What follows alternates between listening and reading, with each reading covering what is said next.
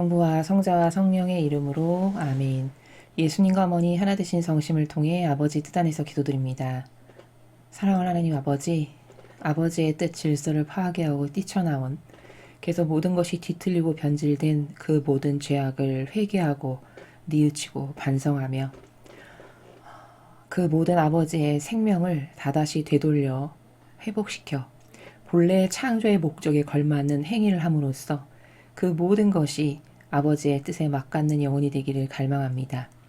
하오니 저희들의 의지를 받아주셔서 저희들의 몸속을 이루는 세포 하나, 숨소리 하나, 눈 깜빡이나마, 심장박동 하나까지도 온전히 아버지 뜻 안에서 맨 처음에 설정하셨던 저희를 위해서 사랑으로 설정하신 그 행위의 본래의 목적으로 다 되돌리는 행위가 될 수 있도록 축복하여 주시옵소서. 또한 가련한 제 조국인 대한민국과 그리고 미국을 포함하여 아버지께 속한 선의 모든 세력들을 하나 되신 성심을 통해 매 순간 아버지 뜻에 봉헌드리오니 이 나라의 새로 아버지께서 선택하신 대통령과 그를 돕고 협력하는 장차관들과 그리고 협력자들, 우파의 국민들, 그리고 그 선의 세력의 모든 영혼들, 이들을 매 현순간 아버지 뜻에 봉헌드리오니 그들 안에서 위대하신 아버지의 뜻만을 이루시며 그들이 마귀와 싸워 백전백승하는 강력한 용사요 전사들이 되도록 축복해 주시어 이제 이 역겹고 지긋지긋한 전체주의의 마귀 세력을 이 땅에서 완전히 괴멸시켜 뽑아 없애버려 주시옵기를 갈망으로 청원드립니다. 너무나 미쳐나오나 저희가 드리는 배상과 보속과 희생의 기도를 부디 너그러이 받으시어 아버지 그 시간이 앞당겨지게 하시며 그리하여 아버지께서 친히 다스리시는 그 새 예루살렘을 저희가 더 빨리 사실적이고 실제적으로 맞이하여 올바른 반향을 하며 모든 것을 회복시키고 되돌리는 그 아름다운 낙원에서 다시 살아갈 수 있도록 축복하여 주시옵소서.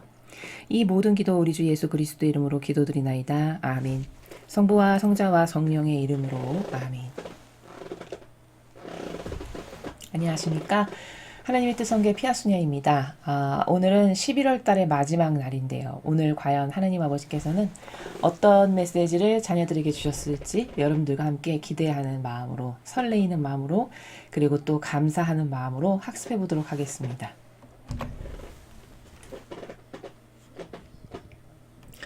2022년 11월 30일 성 안드레아 사도 축일입니다. 저 모리는 또다시 하느님 아버지의 성심이라고 알게 된 큰 불꽃을 봅니다. 하느님 아버지께서 말씀하십니다. 자녀들아, 교회 전례력이 끝난 지금 다가오는 내년에는 경건하게 미사에 참내하겠다고 굳게 다짐하여라. 경건한 마음으로 그리고 너희를 위한 나의 신성한 뜻에 하루를 봉헌하겠다는 의지를 가지고 미사 시간을 잘 지켜라. 희생제사에 세심한 주의를 기울이고 경건하게 묵주기도를 바치며 나의 계명들을 마음 깊이 존중함으로써 나를 기쁘게 하기를 갈망하면서 나를 공경하여라. 그에 대한 보상으로 나는 매 현순간의 은총을 통해 너희의 필요를 보살펴 주겠다는 확고한 마음을 너희에게 약속한다. 너희는 새해에 이 점을 종종 인식하게 될 것이다. 주님의 말씀입니다. 하나님 감사합니다.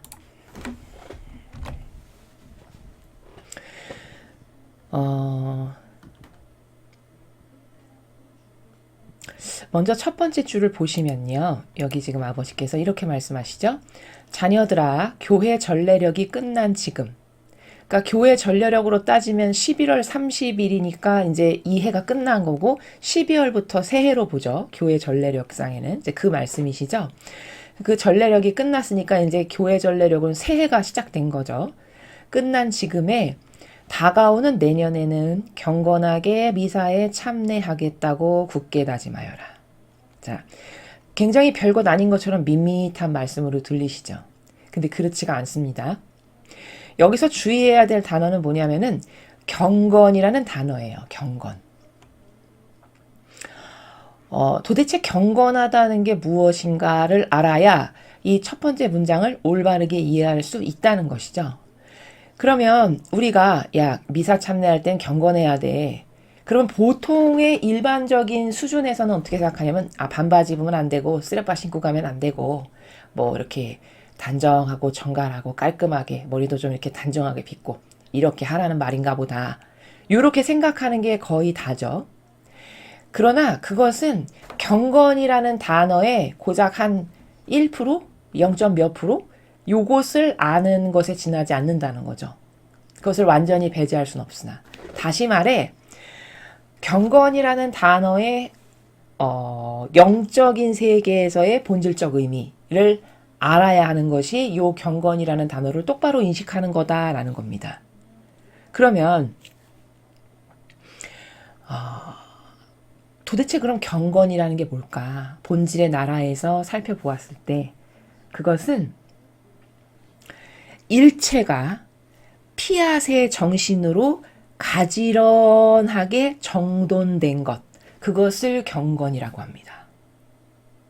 다시 한 번만 말씀을 드리면요. 경건이라는 것의 본질적 영적인 의미는 뭐냐면 일체라는 거는 전체 다죠. 그 예배 때 동원되는 전체 모든 행위, 그 모든 행위가 피앗의 정신으로, 성모님의 피앗의 정신이죠. 물론 예수님도 피앗의 정신으로 아버지의 뜻을 행하셨습니다. 근데 우리가 보통 피앗이다 그러면 성모님을 딱 떠올리기가 쉬운 것은 그 피앗을 모범으로 너무나 잘 수행하셨기 때문에 모범이 있으시니까 피앗 하면 성모님이 딱 떠오르는 거거든요. 그러한 피앗의 정신으로 일체를 가지런하게 정돈하는 것, 그렇게 되어 있는 것, 그게 경건이에요. 그럼 그 마음으로 예배에 참여하겠다라고 너는 이제 새해가 됐으니까 옛날하고는 달라져야 되겠지? 그 새해의 의미를 그렇게 가지고 그런 새 마음으로 너는 앞으로 예배에 참여해라. 이런 말씀이시죠? 자, 그런데 그렇다면은 예배에 딱 들어가면 피앗의 마음으로, 그쵸? 피앗의 정신으로, 피앗의 정서로, 이런 기타 등등으로 예배에 참석해야 된다라는 겁니다. 그러면 도대체 피앗의 정신과 마음과 그런 속성이 구체적으로 뭘까? 피앗이라는 단어는 들어봤으나 좀 막연하시죠?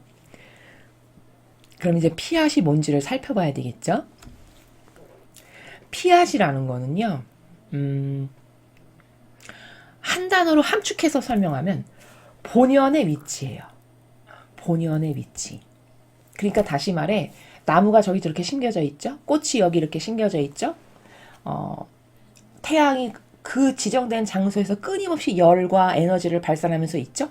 그들이 그 본래의 위치에서 벗어나거나 이탈하지 않고 그대로 수십 년, 수백 년, 수만 년을 계속 같은 위치에서 본래 해야 될 역할을 충직하게 하고 있죠. 그 본연의 위치에서 자기가 이렇게 해야 될 것을 값을 아버지께서 설정해서 이것이 너희가 살아가야 될 질서다라고 주셨는데 그것을 떠나지 않고 그 본연의 위치에서 충직한 상태, 이게 피앗입니다. 이해되시죠? 그러면 그 피앗이라는 것은 다시 말해 그 본연에 있어야 될 위치에서 무엇을 행한다는 것은 행위가 완벽해져요. 그 상태에서 무슨 행위를 하면 그렇겠죠. 왜? 질서에서 벗어나질 않으니까. 또 그 피앗의 정신은 그 본래 있어야 될 위치에서 모든 걸 행하기 때문에 질서로워요. 모든 것이. 우리는 이것을 행위가 질서롭다, 행위가 완벽하다 이렇게 이야기할 수 있어요. 그리고 이것을 아버지가 여기 말씀하시는 경건하다라고 보신다는 겁니다. 다시 말하면 피앗에 따른 인간의 본연의 위치가 우리가 살아가야 될 그 질서인데 그 질서에서 아버지께 화답도 하고 기도도 하고 갈망도 하고 찬미도 하고 기타 등등 그럴 때 그 아버지가 주관하시는 그 예배가 경건한 예배로 그런 정신으로 했을 때 경건한 예배로 바쳐지는 거다라는 거예요. 그래서 이 피앗이라는 것은요. 우리가 지복이라는 단어 아시죠? 지복. 지극한 복. 그러니까 끝이 없는 복인데 다시 말하면 그 피앗의 지복이라는 것은 어떠냐면 일체가 만족스러운 거예요. 내가 생각해도. 왜? 그 아버지가 설정하신 완벽한 질서에서 내가 항상 가지런하게 존재함으로써 그 가운데 많은 반향을 들이니까 일체가 만족스럽고 완벽한. 요게 피앗이 가지고 있는 지복이다. 이렇게 말한다는 겁니다. 그러므로 그 피앗의 정신이라는 것은 이렇게 원래 있어야 될 위치에서 요만큼도 벗어나지 않고 항구하고 지속적이고 게다가 열정적이고 갈망하면서 자기가 행해야 될 바를 하기 때문에 그 피앗이라는 것은 그래서 겸손한 거고요. 그래서 그 피앗이라는 것은 그렇기 때문에 늘 정직한 거고요. 왜? 질서에서 안 벗어나니까. 그렇기 때문에 그 피앗이라는 것은 항상 온전하고 자족할 수 있는 거예요. 자족한다는 거는 만족을 뜻하는 건데 인간이 뭘 만족하는 것하고 피앗 안에서 만족하는 건 완전히 달라요.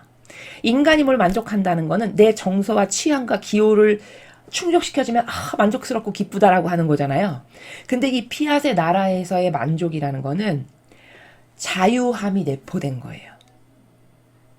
그러니까 자유함이 내포된 자족을 이 피앗의 나라에서의 만족이라고 부르는 건데 인간의 만족하고는 왜 다르냐? 인간은 역겨운 자신의 기호정서 경향을 충족시켜주면 만족스러워, 오늘 기뻤어, 행복했어, 오늘 맛있었어 이렇게 하지만 이 피앗은 자기를 만족시켜서 자족하는 게 아니라 그 아버지가 세우신 완벽한 질서에서 내가 너무 충직하고 너무 겸손하고 너무 정직하고 너무 완벽하고 너무 질서로운 가운데 무엇을 행했기 때문에 그 모든 것이 일체가 만족스러운 요런 상태.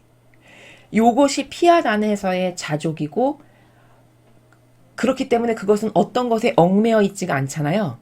그러니까 자유함이 내포됐다고 제가 말씀드린 거거든요. 그 자유함이 내포된 자족이기 때문에 이게 온전한 완벽한 부작용 없는 만족이다 라는 겁니다.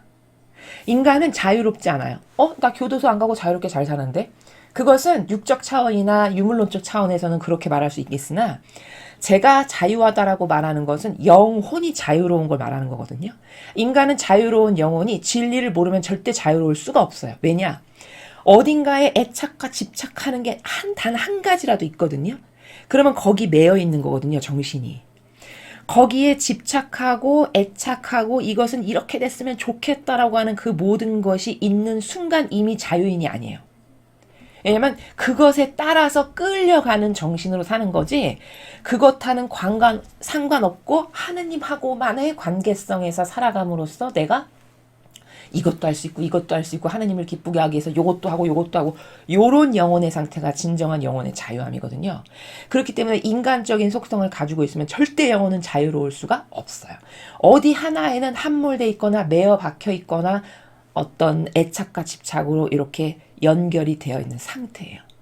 그러나 피앗은 그런 모든 것에서 완벽하게 자유로워요. 왜? 인간적인 나라에서 무엇을 수행하는 게 아니고 온전히 하느님이 주신 그 질서를 만족하고 그 질서가 너무 아름답고 그 퍼펙트하신 아버지께서 주신 그게 나의 전부고 기쁨이고 여기서 행하는 모든 것이 너무 아름답고 매력적이고 이런 것에만 온전히 올인되어 있고 거기에만 모든 의지가 다 종속되어 있고 거기서만 행복하고 기쁘고 만족하고 기타 등등.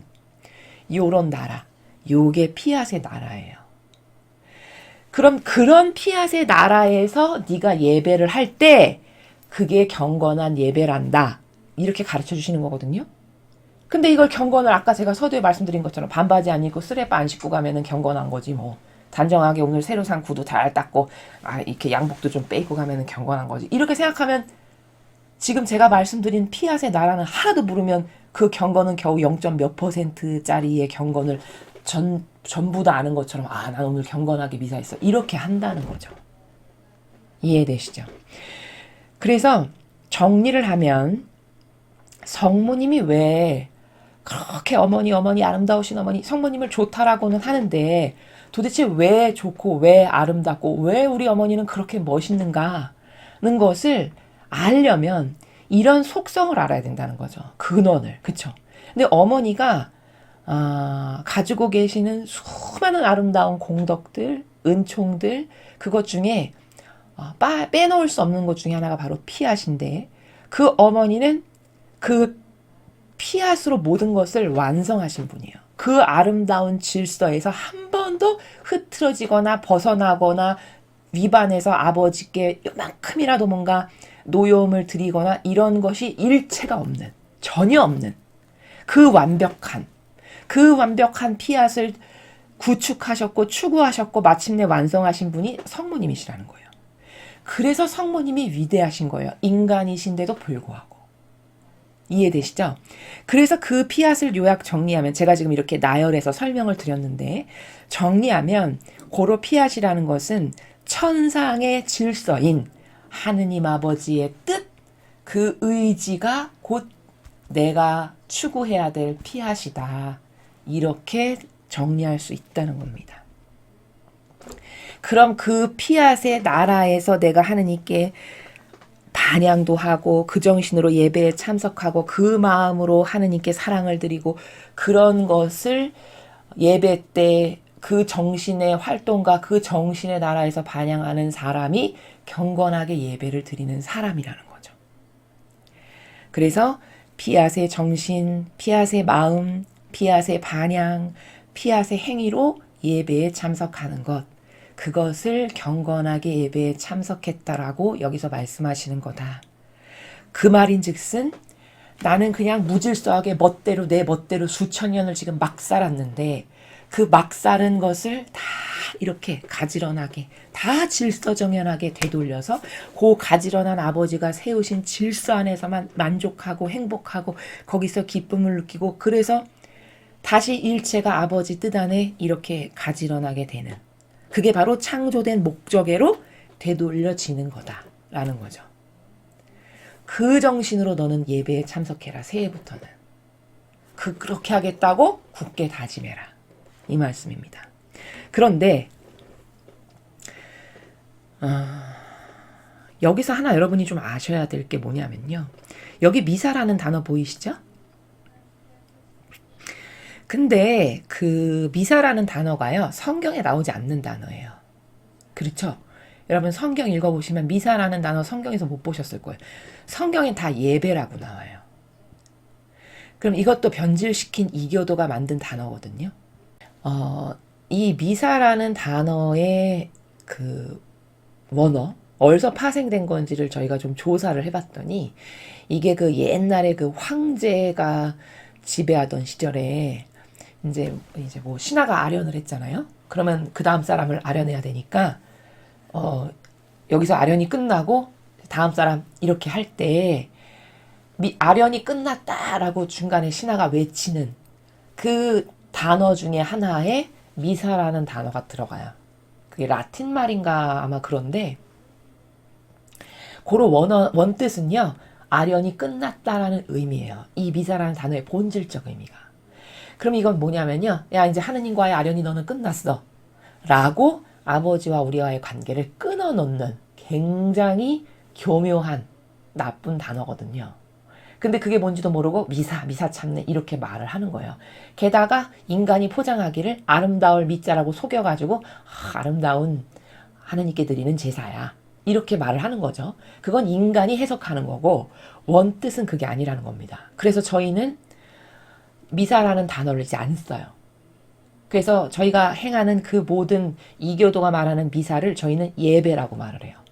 왜냐? 그게 성경적인 단어고 그렇게 해서 우리는 이 무질서하게 다 뒤집어진 아버지 뜻과 질서에서 멀어진 걸 다 되돌려야 돼요. 그래서 여러분도 이제 미사라는 단어를 쓰시지 마시고요. 미사라는 단어를 쓸 때마다 어떻게 되는 거냐면 난 하느님과의 관계가 끝났어 라는 것을 선포하는 거예요. 자기도 모르게. 이해되시죠? 그래서 쓰시지 마시고 성경에 나오는 예배라는 단어를 쓰십시오. 그건 개신교가 써서 좀 그런데요. 그거는 선입견이에요. 인간의. 그렇지 않습니까? 우리는 모든 것을 성경에 근거하고 아버지 가르침, 예수님과 어머니의 정신과 가르침과 모범으로 다 되돌려야 됩니다. 이게 역시 피앗 정신이에요. 이해되시죠? 그래서 지금 여기 미사라는 단어가 보여서 여러분에게 이 단어를 쓰면 왜 안 되는지를 설명을 드린 겁니다. 여러분과 하느님과의 관계를 다 끊어버리는 단어예요. 어원이. 그래서 경건하게 이제 새해에는 예배에 참여하겠다고 다짐해라 라고 말씀하신 요 경건의 나라를 지금 설명한 겁니다. 그래서 그런 피앗의 질서가 사실은 우리가 지금 잃어버렸지만 우리를 위한 거고, 그리고 하느님을 기쁘게 해드리는 그 질서다. 피앗 정신이. 그리고 우리의 모든 행위, 인간의 이런 모든 행위들은 다 다시 피앗의 그 질서, 그 피앗의 행위로 다 거듭 태어나고 다 되돌려져야 한다. 라는 것을 정리할 수 있죠. 근데 문제는 뭐냐면,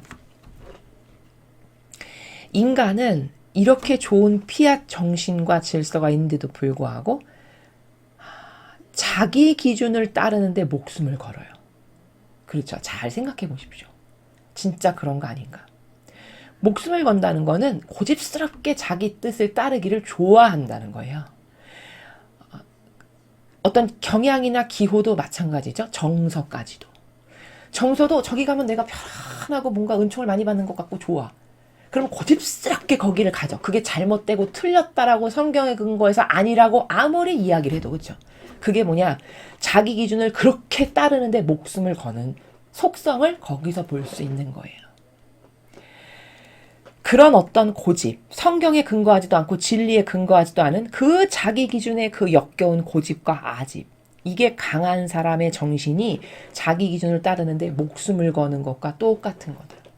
우리는 보통 예를 들어 무슨 어떤 마약 중독, 어떤 알코올 중독, 그런 사람만 보고 저 사람은 저렇게 저런 것 하나도 빠져나오지 못하고 저기 이렇게 목숨을 거나 이렇게 생각하잖아요.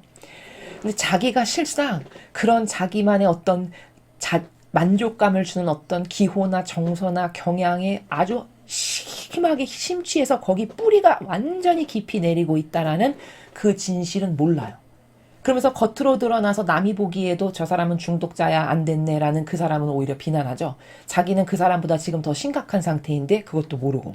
차라리 그런 사람은 드러나기 때문에 자기가 어떤 게 잘못인지를 알아요. 근데 이런 기호정석 경향은 문제가 뭐냐면 드러나지가 않죠. 그리고 어떻게 생각하냐면, 아니 기호정석 경향 없는 사람도 있어? 그게 왜 나빠? 이렇게 생각한다고요. 그리고 왜 그게 모욕이야? 하나님은 우리를 사랑하신다며? 그럼 자녀가 좋아하는 걸 좀 함께 내버려 둬야 되는 게 사랑 아니야? 또 이렇게 자기가 멋대로 생각을 해요. 진리에 근거하지 않고. 그렇죠? 이거는 어디부터 그 정신을 바로잡아야 될까? 한참 거슬러 올라가서 이야기를 해야 되는 거거든요. 근원부터 따져서. 마치 하느님이 인간을 막 구속하고 억압하고 너는 이 질서를 따라야 돼, 이렇게 마치 강요하는 분으로 생각하게끔 하도 교묘하게 거짓 교회가 수십 년 수백 년을 두고 만들어 와가지고 인간은 하나님의 법 질서만 얘기해도 왠지 부담스러워, 왠지 나를 옥지고 강박하는 것 같아, 이렇게 생각을 하거든요. 근데 그 질서가 가장 편안하고요, 그 질서가 가장 안락하고 가장 나에게 행복을 주는 그런 가치고 사실은 나를 보호하는 수단이라는 것을 모르는 거죠. 이 예시로 제가 자주 드는 예시 있죠. 강남 한복판에 신호등 없다라고 생각해 보십시오. 신호등 없는 즉시 거기는 지옥입니다. 그렇겠죠? 그러면 신호등 있는 걸 오히려 기뻐하고 고마워해야 되는 거거든요. 그것 때문에 내가 집에도 안 막히고 갈 수 있고 교통체증 없이 다닐 수 있는 거거든요. 근데 사람은 그 신호등을 억압적 존재, 강박하는 존재, 저거는 왠지 부담스럽고 가까이 가기 싫은 존재라고 생각해요. 그 신호등 때문에 내가 이렇게 편안하게 운전을 하고 다닐 수 있는 건데, 그럼 이건 완전히 뒤바뀐 거죠, 사고방식이. 그쵸? 하느님이 마치 그런 취급을 지금 받으신다라는 거예요. 아주 쉬운 예로 설명을 하면. 이해되십니까? 그리고 일평생을 무질서하게 막 살아서 이제는 그게 인이 배겨서 막 사는 게 편하고 좋아. 그래서 무질서하게 막 사는 나에게 누가 너는 잘못됐어, 그거는 잘못된 짓이라고 하면 부담스럽고 싫고, 왜 나한테만 그래? 다 모두고 그렇게 사는데. 또 이렇게 말하는.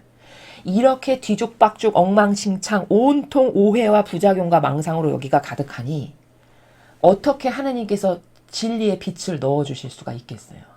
그렇죠. 그래서 이런 수많은 오해와 부작용과 망상과 착각과 이런 것으로 가득한 것은 수천 년을 두고 아담과 하와 때부터 현재 이르기까지 우리의 그 인간적인 사고방식이라는 건 바로 파헤쳐 보면 이렇게 나를 돕는 게 아니라 나를 하느님과 멀어지게 하고 은총으로부터 멀어지게 하고 나를 패망으로 이끄는 정말 저주받을 악이다. 그 인간적인 사고방식이라는 게 이런 것을 여러분이 잘 인지하셔야 여러분이 하느님의 질서를 받아들이는데 수월하고 기쁨으로 받아들일 수 있다라는 점입니다. 자, 그래서 이제 경건 첫 번째 문장을 설명했고요. 경건한 마음으로 그리고 너희를 위한 나의 신성한 뜻에 하루를 봉헌하겠다는 의지를 가지고 미사 시간을 잘 지켜라. 자, 경건한 마음 이제 뭔지 아시겠죠? 피앗의 마음. 내가 그 질서롭게 그 나를 만드셨던 질서 가운데 아버지를 사랑해야지. 그 질서를 다시 회복해야지. 내가 그 질서로 아버지를 찬미해야지. 그 질서를 여태까지 못다한 사랑을 드려야지. 기타 등등. 그런 마음, 정신, 나라로 예배를 참내해야 하는 거죠. 그렇죠? 그리고 너희를 위한 나의 신성한 뜻에 하루를 봉헌하겠다는 의지. 하루를 봉헌하겠다는 건 그 아버지가 나를 위해서 마련하신 아버지의 뜻, 그 의지에 제 뜻은 다 내어 바칩니다. 제 뜻은 이렇게 인간적인 건 알아보니까 쓰레기고 쓰잘데기였고 다 역겨운 거고 저급한 거고 저열한 거고 나를 아버지로부터 떼어놓는 거고 은총으로부터 멀어지게 하는 거고 이런 거니까 제가 이거 다 오늘 끊어서 아버지께 봉헌 드릴게요. 이런 희생, 그 나라를 지금 봉헌하겠다는 의지를 가지고 이렇게 말씀하시는 겁니다. 그런 의지로 가지고 예배 시간을 잘 지켜라. 이렇게 말씀하시는 거죠. 이제 새해에 여러분이 예배에 어떻게 참석해야 되는지를 지금 아버지께서 가르쳐 주고 계신 겁니다. 희생제사에 세심한 주의를 기울이고. 자, 여기 보시면요. 제사인데 희생제사라고 하셨어요. 그러면 희생제사라는 건 뭘까? 예수님이 그 성찬 전례를 세우실 때 몸과 피를 너희를 살리기 위한 산 희생의 예물로 내가 내어놓는다 라는 그 본질적 의미로 이 희생의 제사를 설정하신 거잖아요. 그래서 희생제사예요. 그러면 예배를 하는 이의 자세도 특히 사제직분은 너는 나를 보고 이걸 따라서 잘 행해라 라고 말씀하셨잖아요. 그러면 저도 저의 의지를 꺾어서 내어 바치는 산 희생제물로 예수님을 닮은 희생제물로 저를 내어 바칩니다. 이런 마음과 이런 정신의 나라에서 제사를 주관해야 되고 집전해야 되고 또 따르는 수하이들도 그런 정신으로 제사에 참석하게끔 하는 것이 올바른 사제 직분이 해야 되는 그 예배에 참석하는 마음가짐과 정신의 나라거든요. 근데 그런 마음가짐과 정신의 나라에서 예배하는 사제 여러분 보셨습니까? 형식적이죠. 피상적이죠. 그렇죠? 빨리빨리 끝내고 그냥 후딱후딱 오늘도 하나 마치 해치우는 것과 같은 이러면 엄청난 모욕을 드리는 거죠. 그래서 그런 모욕을 드리기가 너무 쉬우니까 세심한 주의를 기울이고 이렇게 말씀하시는 겁니다. 이해되십니까? 자칫 잘못하면요. 사제직은요.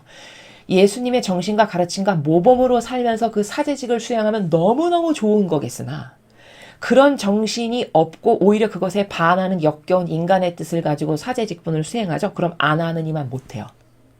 이해되십니까?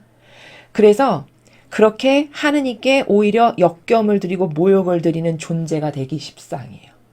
그러니까 너는 그렇게 되지 않게 하기 위해서 피앗 정신으로 너를 완전히 내어 바치고 나처럼 산희생제물로 너를 아버지 뜻에 내어 바치는 그 마음과 결연한 의지 가운데 이 제사를 집전해야 되고 양들도 그 정신을 고무적이 되게끔 가르쳐야 되고 그런 기타 등등이 기본적으로 수반되어야 되는 나라예요. 사제직을 수행하는 사람은. 그렇지 않죠? 그런 모욕을 드리니까 너는 그렇게 모욕 드리고 싶지 않지. 그러려면 세심한 주의를 기울여라. 이런 말씀의 행간의 나라예요. 여러분 이게 하느님과 관련된 건요. 참 예민하고 정말 디테일한 게 뭐냐면 제가 여러분에게 하나 단적인 예를 말씀을 드리면요. 사제가요.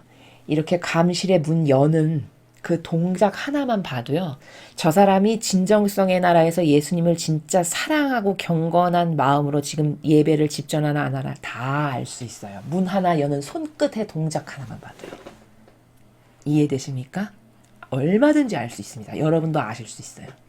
그건 어떤 나라냐면요. 내가 우리 집에 할머니, 할아버지랑 같이 사는데 내가 할머니, 할아버지를 진짜 사랑하잖아요. 진짜 공경하잖아요. 그러면 자동적으로 행동에서 드러날 수밖에 없죠. 공경의 마음의 나라가. 예를 들면 진짜 공경하고 사랑하죠? 그러면 주무실 때 무난 인사 꼭 드리고 어디 이렇게 지금 추운 겨울이면은 이부자리 괜찮으신가? 이부자리에 손도 넣어보고 따뜻한가? 아랫목 그리고 이렇게 이불도 덮으시는데 이렇게 붕 뜨면 춥잖아요. 그러니까 안 추우시게 이렇게 꽉꽉 이불 눌러드리고 이런 게 자동으로 나올 수밖에 없는 거거든요. 진짜 사랑한다면 그렇죠. 근데 뭐 주무시거나 말거나 있는 사람이고 없는 사람이건 쌩쌩 지나간다. 그럼 이거 사랑 안 한다는 거를 알 수 있죠. 그렇죠? 이것과 똑같아요.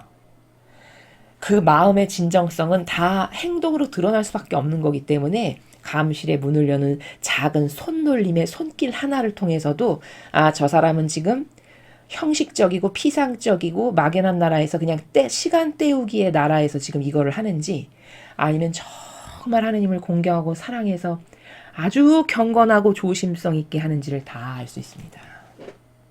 제가 여러분에게 굳이 이 말씀을 드리는 이유는 여러분의 눈이 떠져서 그런 것을 볼 수 있어야 거짓 교회에 동조하고 협력하지 않을 수 있고요. 누가 악인가를 이런 아주 작고 세심하고 디테일한 것을 통해서 악을 다 분별할 수 있습니다.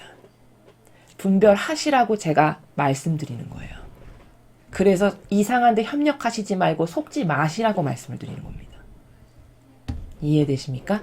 여러분도 마찬가지입니다. 여러분도 스스로 양심에 비추어서 내가 진짜 공경하고 사랑하는가는 여러분의 작은 행위의 동작 하나를 통해서 하나님은 그런 것만 보시거든요. 인간하고 다르세요. 그렇기 때문에 그 작은 것 하나를 통해서 제가 나를 요 정도로 사랑하는구나, 이 정도로 사랑하는가를 다 보십니다. 이거 굉장히 무섭고 디테일한 나라거든요. 그래서 자기도 점검할 수 있지만 그 남도 특히 하느님의 일꾼을 분별할 때 저 사람이 진짠가 가짠가를 너무너무 잘 알 수 있다는 거죠. 그래서 세심한 주의가 뭔가를 지금 설명했습니다. 경건하게 묵주기도를 바치며 경건하게 묵주기도를 바치면은 무슨 뜻이냐면은 하느님을 정말 신뢰하고 온전하게 의탁하면서 그 기도를 하는 나라. 그게 경건하게 묵주기도를 바치며예요.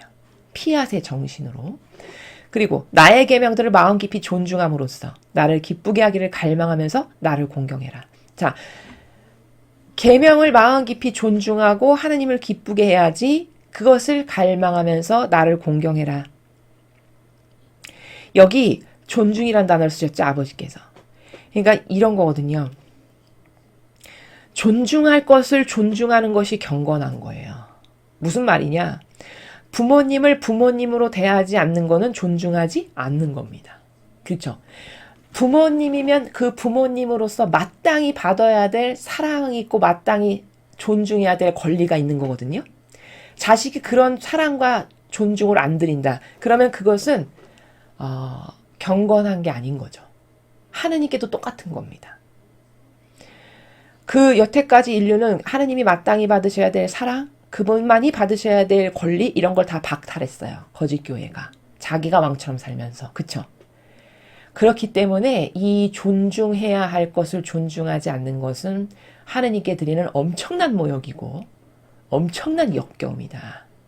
이것을 알아야 된다는 것이고 그 다음 기쁘게 하기를 갈망하는 것. 여기 기쁘게 한다는 거는 여러 가지 방법이 물론 있지만 그중 오늘 배운 것을 좀 접목해서 말씀드리면 무질서하죠? 그럼 기쁘게 해드릴 수 없어요. 무질서하면. 무질서하다는 건 정확히 무슨 뜻이냐면 자식은 자식으로서 살아가야 될 그 경계가 있고 나라가 있죠. 부모님은 부모님으로서 받으셔야 될 사랑과 존중의 나라가 있고 그쵸? 그러면 자식이 그 존중해야 될 어떤 사랑과 경계의 나라를 막 뛰어넘는다. 이러면 이게 무질서한 거죠. 그렇죠? 뛰어넘는다는 건 뭐죠? 함부로 대하는 거죠. 막대하는 거죠. 소위 말해서. 그렇죠? 부모를 부모로서 존중 안 하고 막대하는 이게 무질서한 거예요. 이해되시죠? 그러면 부모님들이 어떻게 말씀하시면 차라리 자식 없는 게 낫지. 이렇게 말씀하시는 게 그래서 그런 상처 때문에 말씀하시는 거거든요. 마찬가지로 하느님 아버지도 아버지만이 받으셔야 될 사랑이 있으신가요? 없으신가요? 당연히 있으세요. 아버지만이 받으셔야 될 사랑을 인간에게 준다. 이건 잘못된 거예요. 그렇죠? 아버지만이 마땅히 주인으로서 받으셔야 될 권리가 있는데 그거를 저 마귀한테 갖다 준다. 이건 완전 잘못된 거예요. 그런 어떤 관념이 없기 때문에 현대사회에 살아가는 인간에게 특히 그러니까 막 살아도 아무렇지가 않은 거예요. 왜? 일평생 그렇게 무질서하게 살았기 때문에. 왜? 어른을 모시고 살아가는 집안을 보면 굉장히 질서롭죠. 할머니, 할아버지랑 같이 살아가는 아이들을 보잖아요. 그러면 다른 아이들하고 달라요. 교육을 똑바로 받았다면. 다른 아이들은 무질서하게 자기 입에 들어가는 게 먼저서 막 뭐 먹는 것도 막 짚고 이런다면 그렇게 할머니, 할아버지랑 같이 살고 엄마, 아빠가 예절 교육을 철저히 시킨 집의 아이들을 보면은 먼저 뭘 막 집어서 먹고 이런 걸 안 해요. 다 할머니 먼저, 할아버지 먼저 갖다 드리고 엄마, 아빠가 먼저 이렇게 하시고 그러면 그 다음에 자기에게 돌아오면은 그때서야 먹는. 이게 질서죠. 그렇죠? 아이에게도 이런 질서가 있거든요. 가정교육을 똑바로 받은 집의 아이들은. 근데 인간에게 하느님에 대한 그런 질서가 있나요? 없잖아요. 그렇죠? 그러니까 무질서 자체. 그러면 생각해 보십시오. 할머니, 할아버지를 모시고 사는데 그냥 아이가 와서 자기 입에 들어가는 것부터가 먼저야. 그러면 어른이 보셨을 때는 그건 모욕당한 거거든요. 그럼 인간도 그럴진데 하느님은 어떠실까요? 하느님은 더 모욕적이신 거예요. 왜? 완벽한 신성을 가지고 계신 그 아버지시기 때문에. 이해되시죠? 그래서 이런 무질서한 것을 내가 고치지 않으면 아버지를 기쁘게 해드릴 수가 없다는 겁니다. 그래서 그런 내용을 지금 여기서 말씀을 하셨습니다. 그에 대한 보상으로 무슨 보상? 네가 내 계명을 나를 사랑하고 존중해서 잘 지키고 나를 기쁘게 하려고 네가 무질서를 고치고 네가 피앗 정신으로 희생제사도 참여하고 경건한 마음으로 피앗의 정신으로 묵주기도도 바치고 이렇게 하면 그에 대한 보상으로 나는 매 현순간의 은총을 통해 너의 필요를 보살펴 주겠다는 확고한 마음을 너에게 약속한다 하셨어요. 약속한다. 이거는 뭐냐면 네가 그렇게 나를 공경하고 존중하고 사랑하지 않니? 그럼 나는 그것에 대한 보상을 너한테 할 건데 어떤 보상을 할 거냐? 매 현순간의 은총을 통해 너에게 꼭 필요한 것들 있지. 필요들. 그거를 내가 꼭 반드시 보살펴 주마 라고 하는 확고한 마음을 내가 너한테 약속한다. 다시 말해 너에게 반드시 필요한 것들 있지 않니? 네가 말 안 해도 나는 다 알거든. 마음의 그림자를 알기 때문에 그런 필요들 있지. 그 필요가 어느 정도까지냐? 하다못해 심장 박동에 이르기까지. 네가 숨 쉬는 것, 들숨날숨에 이르기까지 너에게 필요한 그 모든 것을 내가 다 보살펴 주겠다는 약속을 하마. 내가 너한테. 이런 말씀이세요. 너희는 새해의 이 점을 종종 인식하게 될 것이다. 자, 지금 내가 너가 이렇게 나를 공경하고 사랑하고 무질서를 고쳐서 마땅히 내가 받아야 될 것들을 지키려고 노력하고 이렇게 하지 않니? 그럼 나는 너를 그것에 대한 보상을 반드시 너한테 줄 텐데 이렇게 너를 보상하겠다라는 것. 그리고 네가 피앗 정신으로 새해에는 예배도 참여해야 되고 기도도 그렇게 해야 되고 계명도 지켜야 되는 요것을 종종 인식하게 될 것이다. 다시 말해 지금 주신 이 말씀이 우리는 망각의 존재잖아요. 잘 잊어버리죠. 좋은 말씀을 아무리 많이 들어도 자꾸 잊어버려서 실천하는데 애로사항이 있잖아요. 근데 이 주신 말씀을 새롭게 네가 항상 느낄 수 있게끔 내가 은총을 주마. 그래서 종종 잊어버렸다가도 다시 떠올라서 인식할 수 있게끔 그런 은총을 주시겠다는 거예요. 다시 말해 자주 생각나게 해주겠다. 오늘 이 중요한 내용을. 그래서 네가 예배 참례하고 기도하고 뭐 기타 등등 할 때 그때 이 메시지의 근거에서 피앗 정신으로 이렇게 하라 그랬지. 다시 이렇게 해야 되겠다. 이렇게 그런 피앗의 정신, 경건의 나라가 뭔가 창조의 목적, 무질서를 되돌리는 거랬지. 피앗의 질서로. 또 자신의 행위를 돌아봄으로써 하느님께 내가 이런 행위는 무질서하게 또 역경을 드렸네. 아버지 죄송합니다. 고치겠습니다. 고칠 수 있는 은총을 주세요. 기타 등등. 이렇게 해서 자꾸 돌아와서 잊어버리지 않게끔, 그래서 네가 이것을 잘 지킬 수 있게끔 내가 종종 인식할 수 있는 은총을 주마. 새해에. 이런 약속의 말씀을 후미에 지금 하시는 겁니다. 자, 그래서 오늘 이 메시지는 제목을 굳이 붙이자면 종종 인식되게 할 은총의 말씀이에요. 왜냐면 인식되게 해주겠다라고 약속하셨기 때문에 후미에. 그래서 우리가 종종 인식할 수 있게끔 해주실 은총의 말씀. 다시 말해 새해를 맞이할 준비의 정신은 무엇인가? 새해는 어떤 정신으로 거듭 태어나야 되는가에 대해서 지금 하느님 아버지께서 이 메시지를 통해서 자녀들을 격려하고 또 한 걸음 더 발전적인 영혼이 되게끔 이끄시는 그런 메시지를 주셨습니다. 여러분, 오늘 중요한 거는 피앗의 정신이 뭔가? 피앗의 나라는 성모님이 그렇게 완벽하게 아름답게 구축하셨던 피앗의 정신세계가 도대체 뭔가? 이것을 배우는 것이 핵심이시고 그 부분을 반복적으로 들으셔서 여러분이 성모님을 닮은 피앗을 구현하는 그런 영혼들이 되셨으면 좋겠습니다. 이상으로 2022년 11월 30일 성 안드레아 사도 축일 메시지 해설을 마치겠습니다. 감사합니다.